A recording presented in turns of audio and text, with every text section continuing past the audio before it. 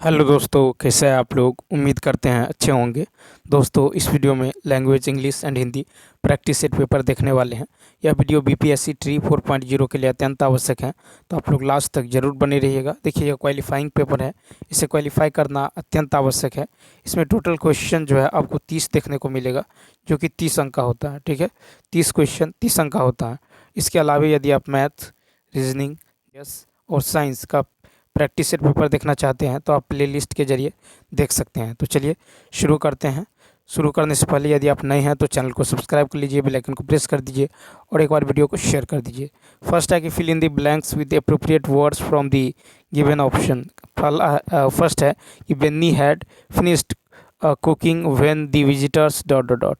तो देखिए, इसका राइट आंसर होगा सी ऑप्शन। क्या होगा? C option. तो देखिए, जब एक क्लाउज पास्ट परफेक्ट टेंस में हो तो दूसरा क्लाउज पास्ट जो है इंडेफिनिट टेंस में होना चाहिए।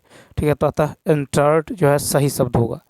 ठीक है, तो यहाँ पे होगा Benny had finished cooking when the visitors entered. Next question की यदि बात करें तो देखिए, क्वेश्चन नंबर सेकंड है कि चूज द करेक्ट स्पेलिंग। यहाँ पे राइट आंसर होगा ए ऑप्शन। क्या होगा? A option. NECENECESSARY।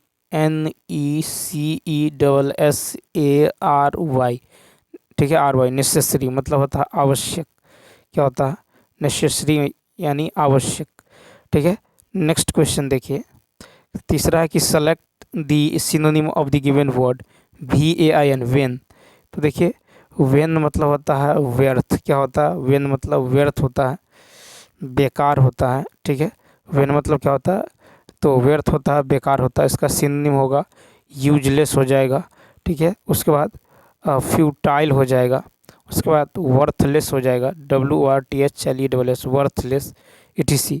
तो याद रखना है, वेन मतलब होता है व्यर्थ, बेकार। इसका सिनोनिम यूजलेस, फर्टाइल, वर्थलेस हो जाएगा। तो यहाँ पे राइट आंसर होने वाला है सी ऑप्शन। C option. ठीक, उसके बाद देखिए क्वेश्चन नंबर जो है 4। क्वेश्चन नंबर 4 है कि डाउटर्स डाउटर इज। तो 4 का होगा बी ऑप्शन। क्या होगा? तो daughters daughter is grand daughter, यानी B is the right answer. Next 5 देखिए। Question number 5। क्वेश्चन नंबर 5 है कि how many days in the month of February. 5 का होगा आपको डी ऑप्शन। क्या होगा? D option. तो देयर आर टोटल 28 और 29 days in the month of February. ठीक है, तो इसका डी ऑप्शन क्या होगा? राइट होगा। नेक्स्ट क्वेश्चन नंबर देखिए 6।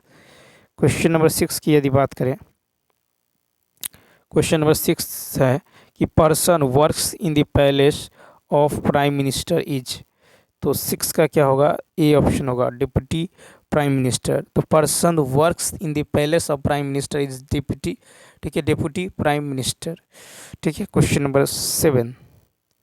क्वेश्चन नंबर 7 की यदि बात करें तो 7 है कि idioms bye fits and starts means.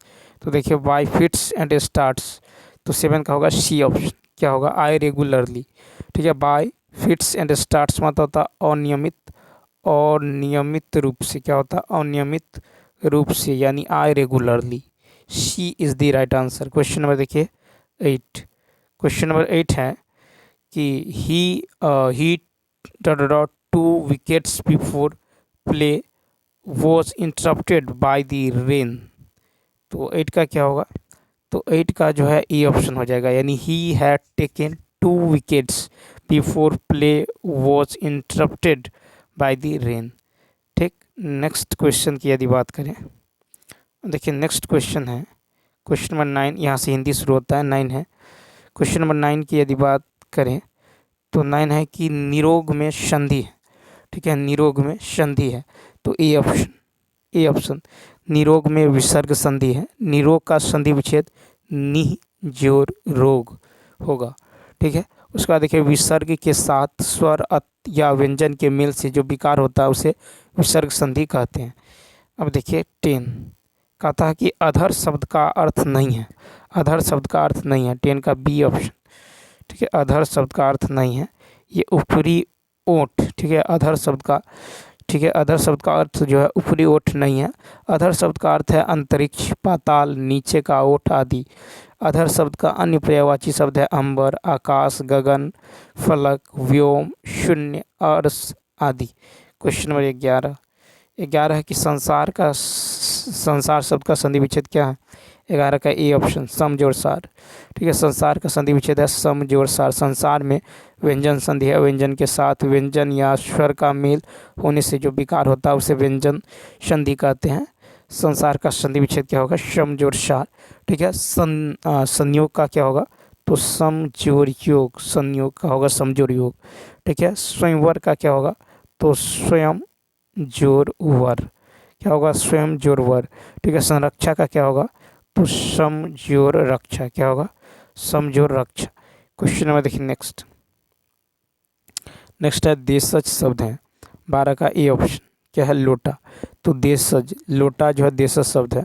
देशज शब्द का अर्थ जो है देश में जन्मा हुआ शब्द जो बोलचाल तथा देश की अन्य भाषाओं से गृहीत है। ठीक है, जैसे बेटा, ठीक है, लोटा, रोटी, दाल, पैसा, लकड़ी, दारू, धुआं, झाड़ू, ठीक है, चूड़ी, पड़ोसी आदि। ठीक है, उसके बाद देखिए आलपिन जो है ये पुर्तगाली शब्द है, और कैंची तुर्की शब्द है। नीलाम जो है पुर्तगाली शब्द है। ठीक, नीलाम जो है पुर्तगाली शब्द है। तो यहाँ पे जो है कहता देशज शब्द हैं, तो देशज शब्द क्या है? ए ऑप्शन लोटा, देशज शब्द है लोटा। ठीक, अब देखिए क्वेश्चन नंबर नेक्स्ट 13 नंबर है कि जिंदगी शब्द है, जिंदगी। तो 13 का हो जाएगा बी ऑप्शन, क्या होगा? B option. जिंदगी शब्द जो है विदेशी है, जिंदगी फारसी भाषा शब्द है। जिंदगी जो है ये फारसी भाषा, ठीक है, फारसी भाषा शब्द है। ठीक, क्वेश्चन नंबर देखिए 14 कहता शुद्ध शब्द छांटिए। 14 का हो जाएगा सी ऑप्शन कृतज्ञ। तो कृतज्ञ जो है शुद्ध शब्द है। कृतज्ञ जो किए गए उपकारों को नहीं मानता है, कृतज्ञ जो किए गए उपकारों को मानता है। 15 कहता यह काम मैं आप कर लूँगा। ठीक है, पंक्तियों में आप हैं। तो 15 का होगा बी ऑप्शन, क्या होगा? बी ऑप्शन, यानी निजवाचक सर्वनाम। क्या है? निजवाचक सर्वनाम। तो 15 का बी क्या होगा? राइट होगा। ठीक, अब देखिए कि संज्ञा के स्थान पर जिन शब्द का प्रयोग होता है उसे सर्वनाम कहते हैं। व्यवहारिक आधार पर सर्वनाम के निम्नलिखित 6 भेद है। पुरुषवाचक सर्वनाम, दूसरा है निजवाचक, तीसरा है प्रश्नवाचक, चौथा है संबंधवाचक, और पांचवा है आपको निश्चयवाचक, छठा है अनिश्चयवाचक सर्वनाम। नेक्स्ट 16 देखिए, कहता नासिक्य व्यंजन है। तो 16 का ए ऑप्शन नासिक्य व्यंजन मौ है। जिन व्यंजन के उच्चारण में वायु नासिका मार्ग से निकलती हैं नासिक्य व्यंजन कहलाते हैं। जैसे उदाहरण के लिए र, ठीक है, यह, न, म। ठीक है, 17 नंबर देखिए। फिर है कमल का स्पेलिंग बताएं। कमल का स्पेलिंग बताएं, सी ऑप्शन कमलिनी। कमल का स्पेलिंग क्या होगा? कमलिनी। ठीक है, कमल का जो स्त्रीलिंग होगा ये होगा कमलिनी। क्वेश्चन नंबर 18 देखिए। क्वेश्चन नंबर 18 है कि कृष्ण का विलोम शब्द। 18 का बी ऑप्शन शुक्ल। कृष्ण का विलोम हो जाएगा शुक्ल। समाचीन का विलोम होगा अर्वाचीन। विशाल का विलोम होगा तुच्छ, और पतला का विलोम हो जाएगा मोटा। Question number 19। क्वेश्चन नंबर 19 की यदि बात करें तो देखिए 19 है कि नाक पर गुस्सा मुहावरे का अर्थ निम्न में से कौन सा है? तो 19 का हो जाएगा आपको ए ऑप्शन तुरंत क्रोध। नाक पर गुस्सा मुहावरे का अर्थ है तुरंत क्रोध। वाक्य में प्रयोग गुस्सा तो उसकी नाक पर रहता है। ठीक है, नाक कट जाना प्रतिष्ठा नष्ट होना। नाक काटना यानी बदनाम करना। नाक में दम करना परेशान करना। नाक तक पानी आना असहाय हो जाना। नाक रगड़ना दीनतापूर्वक प्रार्थना करना। नाक पर सुपारी तोड़ना का मतलब होता है बहुत तंग करना। क्वेश्चन नंबर देखिए 20 है कि अंगारों पर लौटना मुहावरे का अर्थ निम्न विकल्प में से कौन सा हो सकता है? तो 20 का देखिए ए ऑप्शन ईर्ष्या में व्यथित होना। अंगारों पर लौटना मुहावरे का अर्थ है ईर्ष्या में व्यथित होना या फिर कष्ट सहना या दुख सहना। ठीक है, वाक्य में प्रयोग छोटे भाई की उन्नति देखकर ईर्ष्यालु बड़े भाई की जो है स्थिति अंगारों पर लौटने जैसी हो गई है। क्वेश्चन नंबर देखिए 21 21 है कि सरल वाक्य किस भेद के अंतर्गत आता है, तो सी ऑप्शन, रचना की दृष्टि से जो है किए गए भेद के अंतर्गत। तो सरल वाक्य जो है रचना की दृष्टि से किए गए भेद के अंतर्गत आता है। रचना के आधार पर वाक्य 3 प्रकार के होते हैं, सरल वाक्य, मिश्र वाक्य और संयुक्त वाक्य। अर्थ के आधार पर वाक्य के 8 प्रकार होते हैं, विधिवाचक, निषेधवाचक, आज्ञावाचक, विषम्यवाचक, संदेहवाचक, इच्छावाचक, संकेतवाचक और जो है प्रश्नवाचक। क्वेश्चन नंबर नेक्स्ट देखिए। नेक्स्ट है कि सामग्री का पुल्लिंग क्या है, तो सी ऑप्शन, सम्राट। सामग्री का पुल्लिंग जो है सम्राट है। साम्राज्य का अर्थ है एक विशाल राज्य जिसके अधीन अनेक छोटे छोटे राज्य या देश हो। ठीक है। क्वेश्चन नंबर 23 देखिए। क्वेश्चन नंबर 23 है कि मैंने यह काम कर लेना चाहिए, वाक्य में अशुद्ध जो है क्या है, तो ए ऑप्शन। तो देखिए मैंने यह काम कर लेना चाहिए, इस वाक्य में अशुद्ध जो है अंश मैंने है।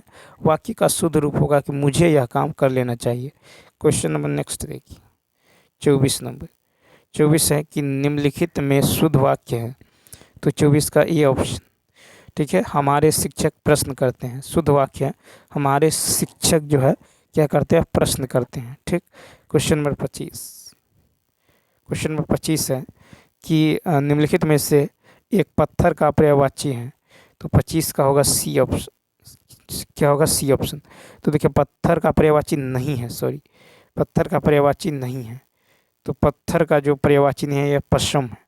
ठीक है। तो पत्थर का पर्यायवाची नहीं है पश्चिम, पत्थर का पर्यायवाची है प्रस्तर। ठीक है। उपल, उसके बाद हो जाएगा पाहन। ठीक है। पाषाण, पाषाण, उसके बाद हो जाएगा ओला, ओला, उसके बाद होगा इंद्रोपल। क्या होगा, इंद्रोपल आदि हो जाएगा। पश्चिम का अर्थ है बहुत बढ़िया और जो मुलायम ऊन। ठीक। नेक्स्ट क्वेश्चन में देखिए 26, और 26 से 28 तक जो है आपको वहाँ पर पैसेज दे दिया गया है। ठीक। पैसेज है कि नीचे दिए गए गद्यांश पर आधारित प्रश्न दिए गए हैं, गद्यांशों को ध्यान से पढ़िए तथा प्रत्येक के उत्तर के लिए जो है दिए गए विकल्पों में से जो है उचित विकल्प का चयन कीजिए। कबीर ने समाज में रहकर जो है समाज का बड़ा समीप से निरीक्षण किया है। समाज में फैले आडंबरों, भेदभाव और सांप्रदायिकता आदि का उन्होंने जो पुष्ट प्रमाण जो है लेकर ऐसा दृढ़ विरोध किया है कि किसी की हिम्मत नहीं हुई जो उनके अकाट तर्कों को काट सके। कबीर का व्यक्तित्व इतना ऊंचा था कि उनके सामने टिक सकने की हिम्मत किसी में नहीं थी। ठीक। उसके बाद है कि इस प्रकार उन्होंने समाज तथा धर्म की बुराइयों को निकाल कर सबके सामने रखा है तथा ऊंचा नाम रखकर संसार को ठगने वालों के नकली चेहरों को सबको जो दिखाया है, और दीन दलितों को ऊपर उठने का उपदेश देकर अपने व्यक्तित्व को सुधार कर सबके सामने एक महान आदर्श प्रस्तुत कर सिद्धांतों का निरूपण किया है। कर्म, सेवा, अहिंसा तथा निर्गुण मार्ग प्रसर किया है। कर्मकांड तथा मूर्ति पूजा का विरोध किया है। अब देखिए अपनी, उसके बाद है कि अपनी साखियों, रेमेनियों तथा शब्दों को बोल चाल की भाषा में रचकर सबके सामने एक विशाल ज्ञान मार्ग खोला। इस प्रकार कबीर ने सामान्यवादी दृष्टिकोण अपनाया है और कथनी करनी की एकता पर बल दिया है। वे महान युग दृष्टा, समाज सुधारक तथा महान कवि थे जिन्होंने हिंदू मुस्लिम के बीच समन्वय की धारा प्रवाहित कर दोनों ही शीतलता प्रदान की है। तो यहाँ पे देखिए क्वेश्चन है कि कबीर के सामने कोई नहीं टिक पाता था क्योंकि कबीर, तो 26 का सी ऑप्शन, का व्यक्तित्व बहुत ऊंचा था। ठीक है। तो देखिए कबीर के सामने कोई नहीं टिक पाता था क्योंकि कबीर का व्यक्तित्व बहुत ऊंचा था। नेक्स्ट, कबीर ने विरोध किया, तो 27 का ए, आचरणहीन ढोंगियों का। कबीर ने समाज में फैले आचरणहीन ढोंगियों का खुलकर विरोध किया। 28 संत कबीर ने प्रशस्त किया, ए ऑप्शन, ज्ञान मार्ग। ठीक है। तो कबीर ने ज्ञान मार्ग प्रशस्त किया है। उन्होंने कर्म, सेवा, अहिंसा तथा निर्गुण मार्ग का प्रसार किया है तथा कर्मकांड एवं मूर्ति पूजा का जो पुरजोर विरोध किया है। 29, निम्नलिखित में से किस वाक्य में भाववाच्य, तो बी ऑप्शन, मुझसे हंसा नहीं जाता। विकल्पों में से भाववाच्य है मुझसे हंसा नहीं जाता। भाववाच्य क्रिया उसे कहते हैं जिससे यह ज्ञात होता है कि क्रियाओं में न तो कोई कर्ता की प्रधानता है और न ही कर्म की, केवल भाव प्रधान है।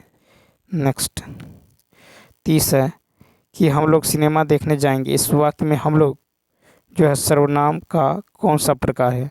30 का ए ऑप्शन पुरुषवाचक। हम लोग सिनेमा देखने जाएंगे, इस वाक्य में हम लोग पुरुषवाचक सर्वनाम है। तो जिस शब्द का प्रयोग संज्ञा के बदले होता है उसे सर्वनाम कहते हैं। सर्वनाम के 6 भेद होते हैं। पहला होता है पुरुषवाचक सर्वनाम, दूसरा होता है निश्चयवाचक सर्वनाम, तीसरा होता है अनिश्चयवाचक सर्वनाम, चौथा होता है संबंधवाचक सर्वनाम, पांचवा होता है आपको प्रश्नवाचक सर्वनाम और छठा होता है निजवाचक सर्वनाम। पुरुषवाचक सर्वनाम के 3 भेद होते हैं। एक तो फर्स्ट होता है उत्तम पुरुष, दूसरा होता है आपको मध्यम पुरुष और तीसरा होता है अन्य पुरुष। तो चलिए दोस्तों, इस वीडियो में इतना ही। यदि यह वीडियो अच्छा लगा हो तो लाइक, शेयर और सब्सक्राइब करना न भूलें। साथ ही साथ कमेंट करके बताइए यह वीडियो आपको कैसा लगा। इसके अलावा यदि आप जीके जीएस ठीक है, साइंस मैथ रीजनिंग का प्रैक्टिस सेट पेपर देखना चाहते हैं तो आप प्ले लिस्ट के जरिए देख सकते हैं। ठीक है, तो चलिए मिलते हैं नेक्स्ट वीडियो में। तब तक के लिए थैंक्स।